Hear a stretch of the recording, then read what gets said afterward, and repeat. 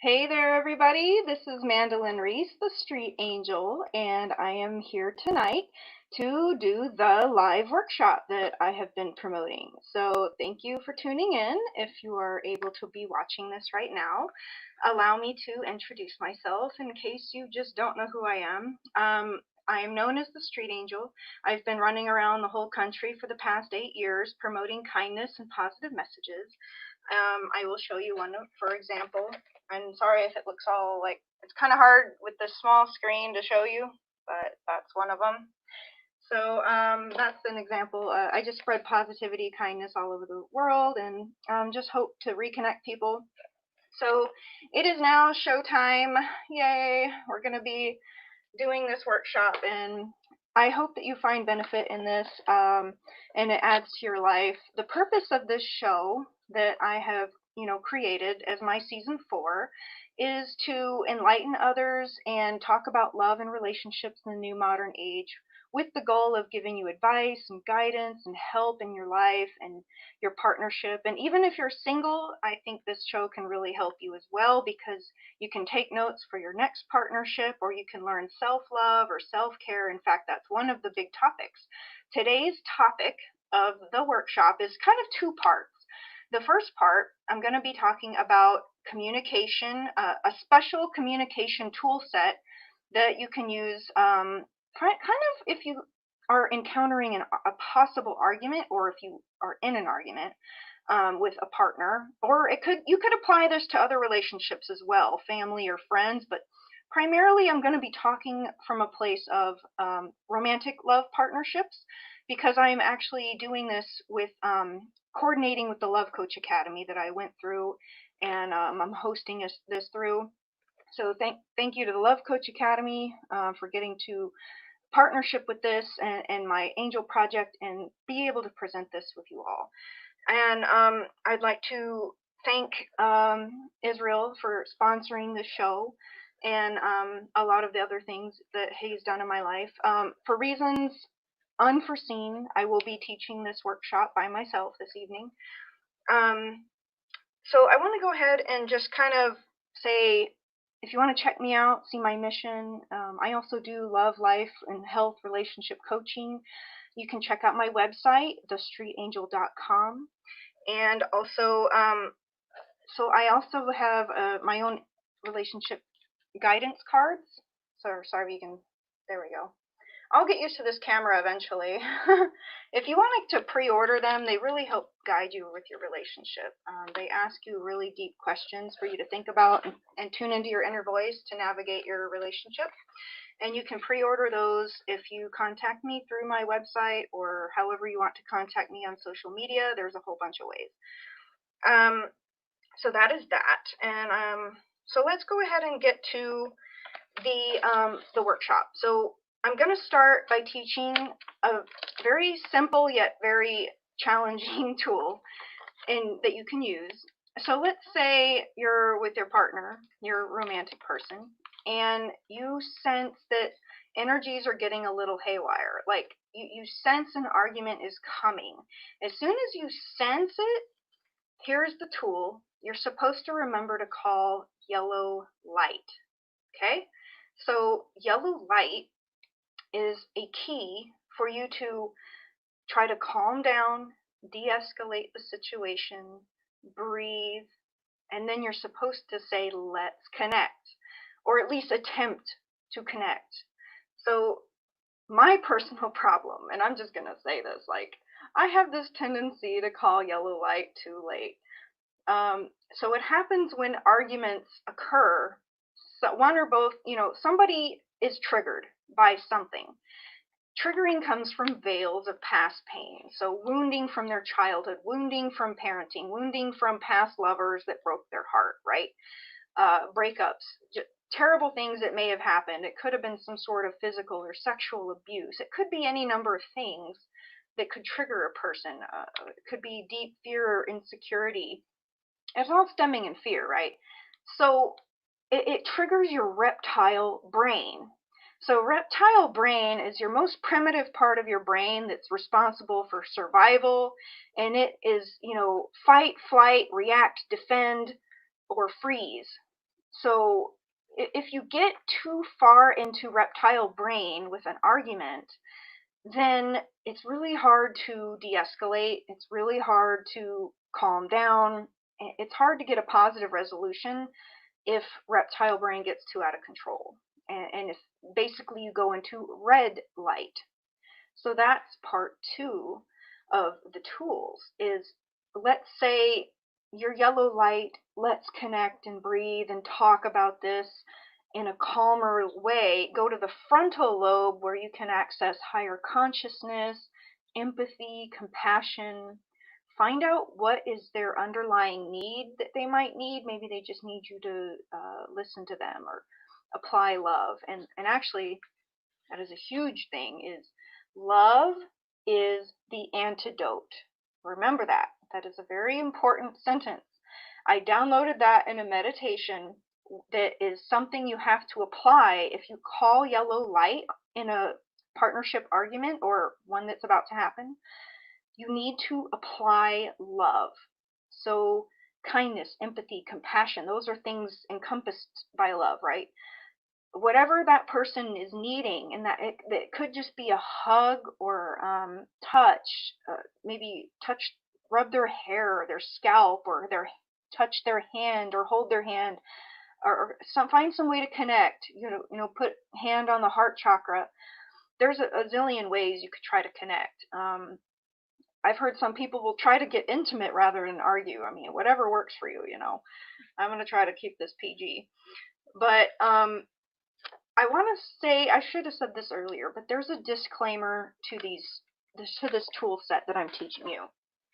The disclaimer is, in order for these tools to help you and your relationship, both people need to be committed to using the tools. So once you learn these tools, teach your partner them, and then try to get both of yourselves committed to remembering to use them. You pretty much need to get it tattooed on your hand. I've actually thought about it. I'm like, you need to remember yellow light because that's how you calm stuff down, and you got to just like breathe. And so alcohol can really screw things up, and a lot of people deal and struggle with alcohol, right? Alcohol can amplify everything. Alcohol can make people go into the red. If you have a partner that's very quickly triggered and has underlying like anger problems, that can be very tough to deal with. If somebody gets triggered and goes straight into red light, anger attack, reptile brain, then it can be very hard to de-escalate the situation, and you may need to take space. And also part of the disclaimer is, it would help if you have a partner that's actually committed to you. So if you have a partner that's committed to you, committed to making the relationship work, really loves you, wants to make it work, they agree to be committed to the tools, then, and honoring the tools, like honoring the fact that you are calling yellow light and you want to calm down and you want to talk calmly, you want to connect, then that's a really great sign. If you're with somebody that doesn't honor the tools, blows off your yellow light, or, that's a red flag, yes, but you can still work through it. Or maybe you just need to go into red light, and a lot of people could be that way. Some people, if they're dealing with a person who's angry, mad, or triggered, they might go into flight. And I'm actually one of those people. I will tend to try to work something out as much as I can tolerate. I have a threshold level of how much I can tolerate. And it's also like an energy expenditure thing. So sometimes I can try to argue, debate, defend, explain up until a certain point where I feel like my energy has reached its maximum. It's depleted. I feel drained, and I don't want to go forward anymore, because that is in the red reptile brain situation. So the wise thing to do, you don't even have to say red light, but if you remember to say red light, that's okay. But red light is basically taking physical space. You can call that separation. You could take, but the higher consciousness term would be connected time out. to take a connected time out from each other. So breathe, relax, cry, do whatever you gotta do. Luck, if you're really lucky and you have a great partner and a calm partner, then hopefully your yellow light, let's connect and talk, will resolve the trigger.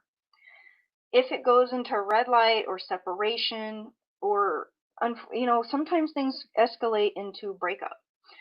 And another higher consciousness term I'd like to teach you for breakup could be conscious uncoupling.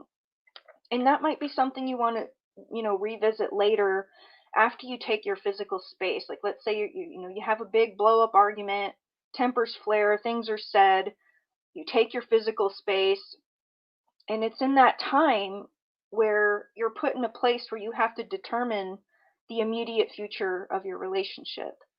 Is the love still there? The passion, the friendship, the desire for each other, is it still there? Do you still desire to work through this? Do you want to be together again, see each other again, be intimate again? If you have children, that's definitely a more complicated, higher level situation that can be a stronger bond to pull people and to make them stay together longer, especially, or try to work something out. So the conscious uncoupling could be something as an alternative word to breaking up. And love coaching can really help you with this stuff. If you have a love coach that can help you mediate, you can find a love coach at lovecoachacademy.com. I'm a coach, and there's other people there that you can hire through that website. And sometimes it helps to have a mediator if tensions are really high, or if you struggle to communicate properly, or you just need a third party there as like a cushion to I don't know if protect is the right word, but to protect it from getting out of hand, I guess, explosive. Having a third party there can really help to keep things in a calm way where you can discuss things out.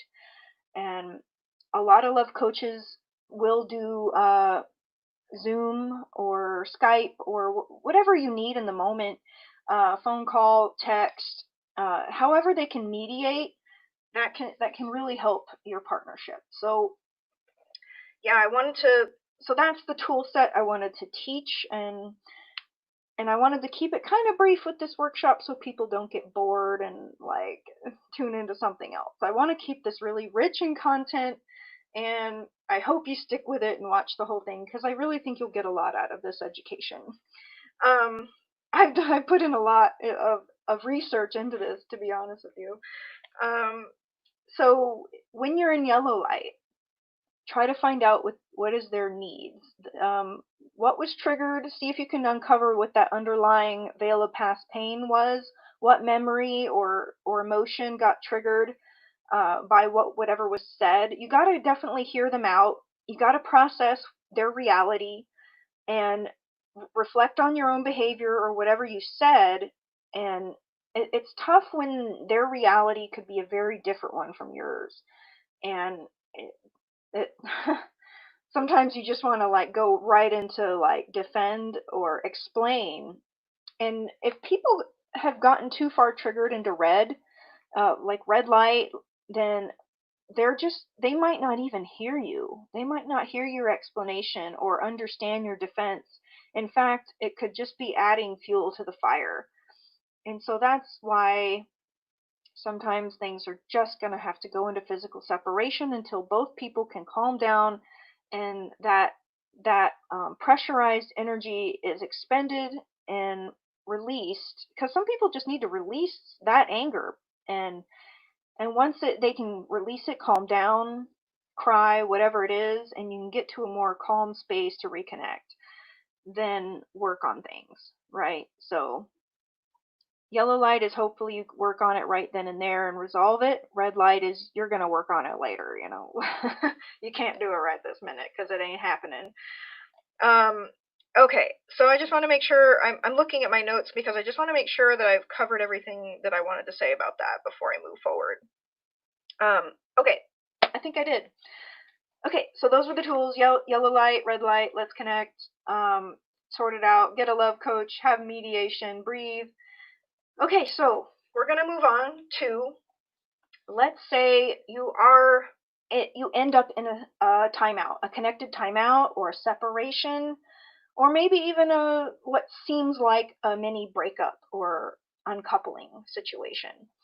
I'm going to I'm going to tell you some really great tools and tips for self-care and self-love, things you can do while you're on your own to raise your vibration and help you to feel better.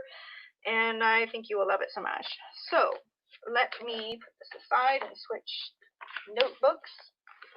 Okay, are you ready for part 2? Okay, so this part 2 of the workshop is you're going to be going from a state of fear back into a state of love, whether it's with your partner or with yourself or both. So it just depends on the nature. Like if you're in partnership, and which is what I'm mostly speaking to, when you're in fear, everything's going to feel wrong and everything's going to feel heavy. But when you are in love, and you need to start with self-love. That is so important for everybody to work on self-love. And it's hard because the whole universe seems set up to criticize you, right? Your parents have been criticizing you since you were a child. Your teachers criticized you. Your peers criticized you. Your boyfriends and girlfriends and exes and everybody criticizes you. And so you've got all these reasons to feel like you can't love yourself. And heck, it's a daily battle. I mean, I work on it every day. You look in the mirror and you're like, oh my God, I got this wrinkle and that cellulite and this gray hair and that pimple, and it's just like ridiculous.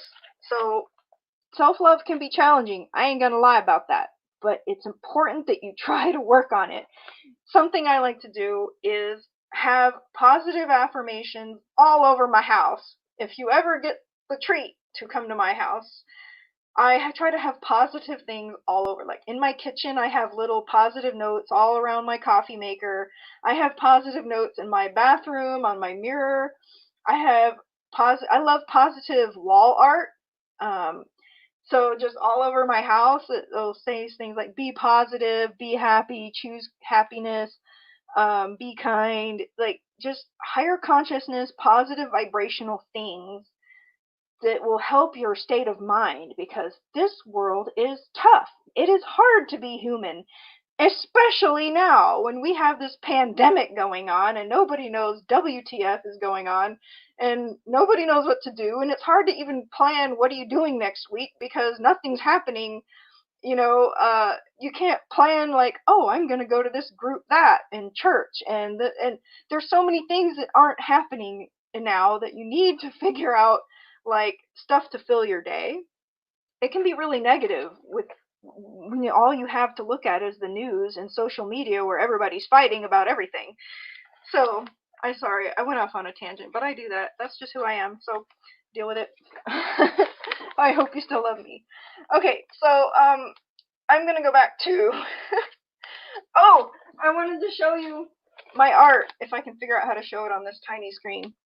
So I did this artwork, and it's about I put it's love is the double-edged sword, but it should actually say relationships are the double-edged sword. I might actually go back and edit that. But so if you can see it, you got the good stuff on one side and the bad stuff on the other, right? On one side, love is wonderful, the intimacy, forgiveness, cuddling, understanding, romance, freedom, kissing, marriage, trust, patience, all that good, mushy, happy stuff. But on the other side, you get the jealousy and control, breakups, cheating, fear, divorce, fights, possessiveness, abuse. And I do need to say, for anybody out there listening, if you are in a very severe abusive partnership, you need to have the courage to get out. Get your kids and get out. If you have children, you have to make that choice for a better life for yourself. And there is so much help out there for you. Don't be afraid. I mean, of course you're going to be afraid, but there are people and tools and agencies that will give you complete free help, counseling, relocation, housing, like whatever you need. Just get out of if you're in a violent, physical, terrible relationship, you've got to have an escape plan, and you need to get out. And find a phone number, find a friend that give you the number, like just pack up your stuff and get out, or just escape and start over and put your faith in God or whatever you need to do to get out. It really takes having more courage than the fear. If you can muster that, just, you have to have more courage. So I just had to say that. So I went off on a tangent again, but it was an important one. Okay, so back to relationships being the double-edged sword. The good, the bad, the ugly. You have to go from the state of fear, whatever it was, the jealousy, the control, the breakups, the possessiveness, the abuse, whether it's mental, physical, emotional, sexual. You've got to go back to being in a state of love.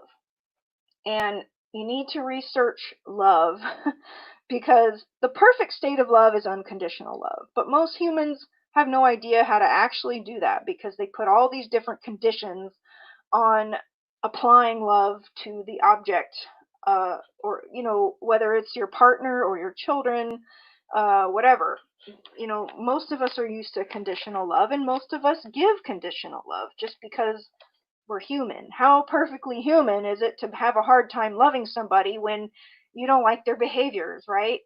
And in the Love Coach Academy, they're always stressing how you need to differentiate between the human, the person, the soul, and their behaviors that you don't like. Behaviors can be changed. People can change. I absolutely hate seeing quotes out there that say people don't change. Yes, they can. They do it all the time. People go to counseling. People go to coaching. People go to AA or NA. People can change. They have to choose to do it with their free will, and they have to have the courage and the willingness to change. But people can change, and you have to encourage them to change for their highest good, for whatever. Like, let's say somebody has a terrible addiction. They have to make the choice in their heart, in their mind, and commit to it that they're going to change for the better, and then go from there. Take that next step, whatever they have to do, whether it's choose to quit drinking or reduce or cut back that extra bottle or that extra glass or that extra whatever or that extra cigarette. I don't know, whatever people's thing is, their addiction, they have to choose. They have to have stronger self-control. And sometimes you'll feel like nagging a person if they just don't change, or they don't make that choice for themselves, or they lack self-control. It can drive you nuts, but at the end of the day, it's ultimately their choice, and you just can't control other people. Unless you physically chain them down, which I hope nobody ever does. Slavery was abolished a long time ago. You can't control people and their choices. They have to make the choice for themselves. Okay. So, back to going into a state of love and what you can do for self-care if you're in a separation or connected timeout or single. So, next thing is do things that make you feel good. Self-care, self-nurturing, self-created happiness. First things first, why don't you sit down and make a list? Think about it deeply. Take the time to do it. Make a list of things that make you happy, that make you feel good. Massages, playing in the park, walking your dog, petting your cat, drinking hot chocolate, coffee in the morning, intimacy, kissing, cuddling, movies, golf, whatever. Everybody's different. Everyone's going to have different things that they like to do. Art. I like to make art sometimes. I would say go out to events and stuff, but heck, there's nothing going on right now. But anyway, make a list of things you enjoy doing and keep them somewhere that you can, like on the fridge, if you have room, tack it on the wall. Make a long list, like things that bring you joy, bliss, happiness, moments of contentment. I really don't think people can be happy all the time, because happiness is an emotion like all the other emotions that we experience as a human. And life is a roller coaster. And we're always changing and evolving. Our health could change and evolve. Our careers, the people around us cause alchemy in our universe. And, it messes with our emotions. So happiness is not a steady line that you can just be happy all the time, right? So the list of things that make you happy are things you can do to give yourself a pick me up. So find out those things, tune in within you to find out, what feels good, and do it. It could be, for me, I'll just tell you, it like, I love to take a hot bath, and I will put Epsom salts and magnesium flakes and essential oils like lavender I'll drop in there. Sometimes I'll even put some of my crystals in the tub. But just be careful with that. I actually cut my foot on a crystal last night when I took my bath. But yeah, just FYI, be careful. Don't put sharp crystals in your water. Put like rounded ones. Lesson learned. Take a nap. That's one of my favorite things to do, honestly. Being in bed is one of my happy places. It's like I can check out from the world and relax. So I love naps. Take a nap, get a massage, get a healing session. There are so many healers out there. Go get a healing from, and it doesn't matter what it is, just try it. Book an appointment and go. Take care of yourself, take care of your soul, clear your energy. Try something new. If you haven't tried a chakra healing or Reiki or pranic healing, there's so many things out there. Just try it. Try it. Try it. How do you know if you like a food? You try it, right? That's how you know if you like how something tastes. Same thing with healing work. Go try it, and then you'll be like, wow, it worked, or it didn't, or I had this experience. But most of the time, it's an amazing thing to try healing. So you could take yourself out to eat at a favorite restaurant, or go get some ice cream. Um, Hit the gym. That's an amazing one. Go work out, release tension and stress. Go for a jog, go for a walk, whatever you can do to release energy and get to a better state of mind. Exercise releases endorphins, and endorphins make you happy. So figure out some way to be active. Even if it's pandemic, you can still go for a jog. I mean, unless it's 105 degrees and you're into that kind of thing, like it's here in San Antonio, it's like really hot. So find somewhere safe to exercise. Put in an exercise video. There is a 5,000 free exercise videos, actually probably more than that, on YouTube. Go do some exercise videos. Okay. Next thing, meditate with a journal and write down your feelings and your perceptions, your insights, whatever divine higher consciousness wants to flow through your brain and your crown chakra at the top of your head. Meditate with a journal and write stuff down if you get insights. This will help you gain clarity on your situation. It will help you come up with things that you need to do. Thank you for your comment, Philip. Ice cream. One of my favorite things to go do to take myself out to eat is go to Olive Garden. I don't know why that's my thing, but I will just literally go and eat by myself. I went there last night and I was just like, yeah, soup, salad, breadsticks, and a side of Alfredo sauce. Yeah, so that's my little treat to myself. And anyway, so meditate with a journal to get clarity on your situation and how to move forward. And then take some time to reflect. Reflect on your situation. Reflect on, and this is the important thing, try to reflect on some of the good and positive things about your partner and what you can be grateful for. If you're single, take time to reflect about how much things you can be grateful for in your life. And there is a lot of things you can be grateful for in your life. I mean, if you just start writing out a list, you would be shocked. In fact, I recommend that you keep a daily gratitude journal, and you can order those online. I'm going to show you mine. This one's mine. So, literally, I've been keeping a gratitude journal for the last few years, and I chose to do that because it really does help me realize how blessed I am. Even when things are hard, and even when things are weird, and even when there's a pandemic, there are so many things to be grateful for and so many things you can feel blessed by. So I do recommend a gratitude journal as a tool to try to be in a positive state. I like to do it when I go to bed. I'll lay in bed and I'll do my gratitude journal, and I also read from a book that I absolutely love and promote all the time, and I recommend everybody in the earth needs to buy it.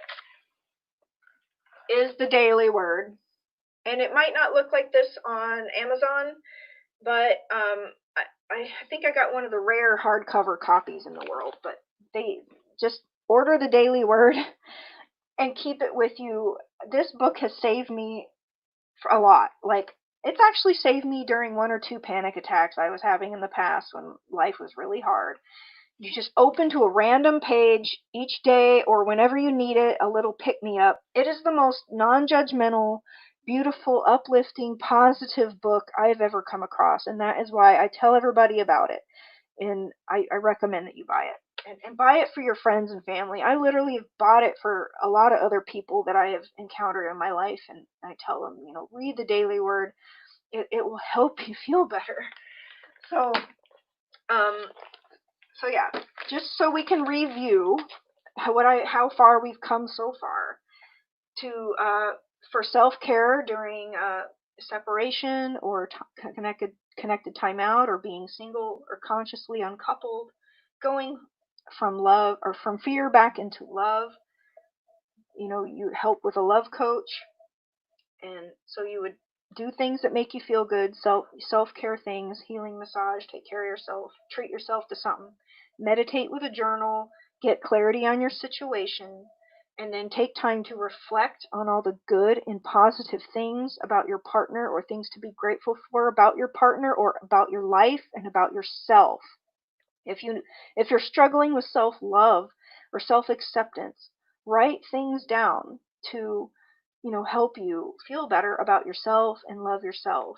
How many beautiful talents do you have? What have you accomplished in life? What kinds of things can you be proud of? How many people have you helped?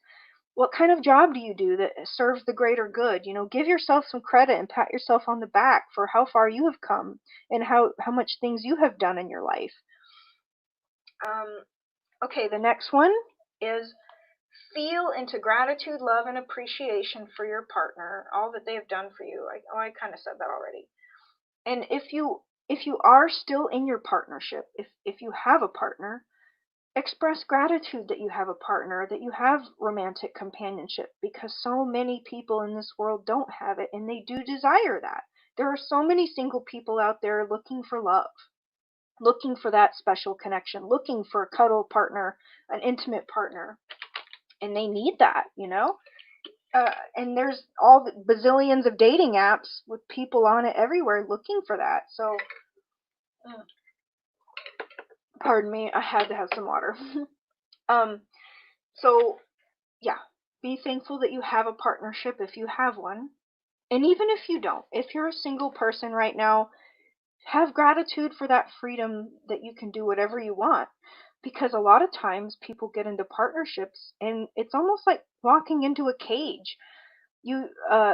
People don't realize it suddenly, it can be hard to go from a single person into a partnership, because suddenly you have to be very careful. You activate each other's triggers and wounds. You are almost in kind of like a cage of the other person's fears. They might have possessiveness and jealousy over you. There's a lot of things that partnerships can bring to the table, and especially if some relationships are very contentious, combative. There can be a lot of negativity, but just letting you know, just being real. But if you're single, have gratitude for the time of your life of being single and free to do whatever you want to do, and take that time for self-love and self-nurturing and self-care and doing things that you enjoy, and build your career, build your finances, whatever you can do while you're alone, or travel. Sometimes it's fun to travel alone or go visit friends. It's also nice to travel in a partnership. If you have a great partner you can go on adventures with, that's a blessing. Have gratitude for that. Okay. And the last step is, if you're in a separation or, a temporary breakup, or you're considering consciously uncoupling or connected timeout, whatever word you feel comfortable using with your partner, think of ways that you can converse with your partner. Think of everything that you would like to say to prepare. If you want to write those things down so that you can remember to address everything. But basically, think of ways that you can converse with your partner in a loving, calm, connected way when you get that chance to finally reconnect.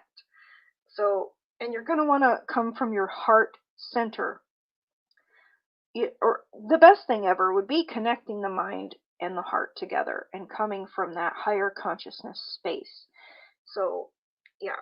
So that's the last step, is once you've addressed your self-nurturing and self-care, taken a hot bath, get a healing, get a massage, take yourself out to eat, you feel better, you meditate, you get clarity on what went wrong, or what can I say, or how can I fix this? And, remembering it's a partnership. It takes two. Both people have to talk it out. Both people have to be open-minded and open-hearted and come with empathy and compassion to fix things, to work on things, to come to a place of reconnection that feels good and right, to move forward. And so, yeah, coming from your heart center, what can you say? Can you apologize? Can you forgive? Can you move forward?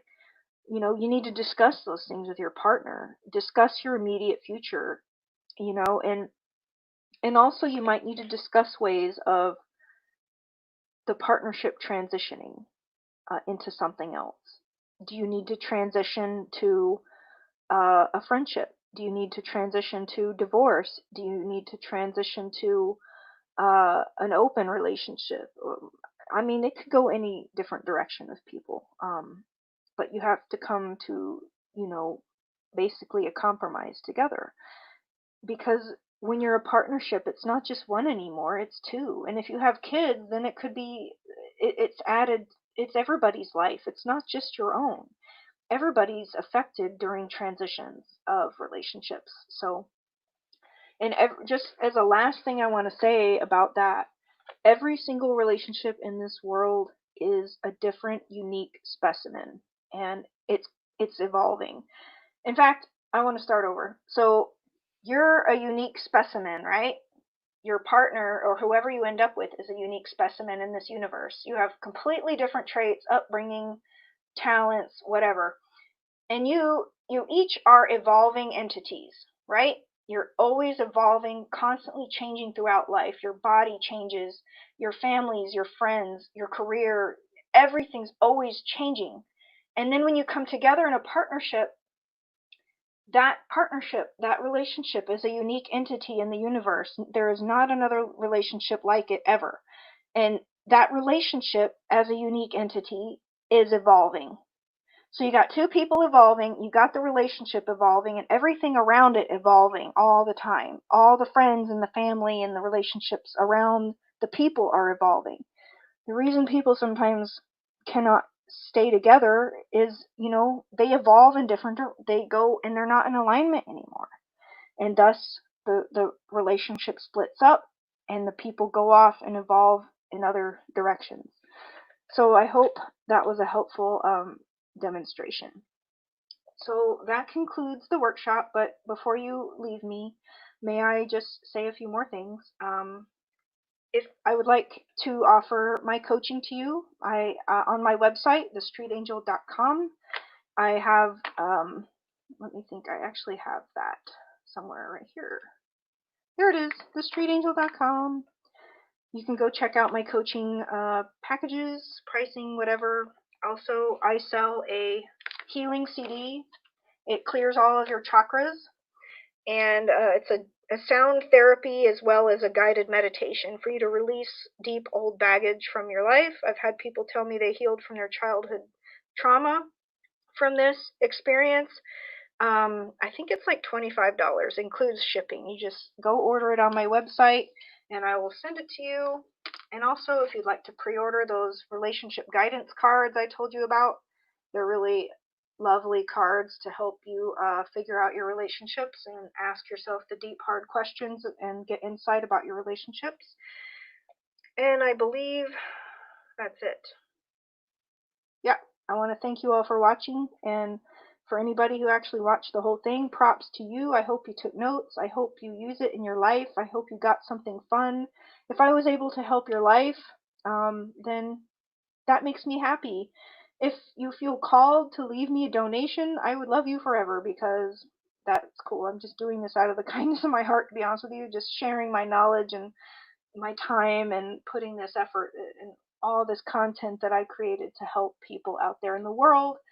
So yeah, if you'd like to send me some love, support my angel mission, my project, my talk show, I appreciate all of you, and thank you for your time, and have a wonderful night. Take care. Bye bye, everybody.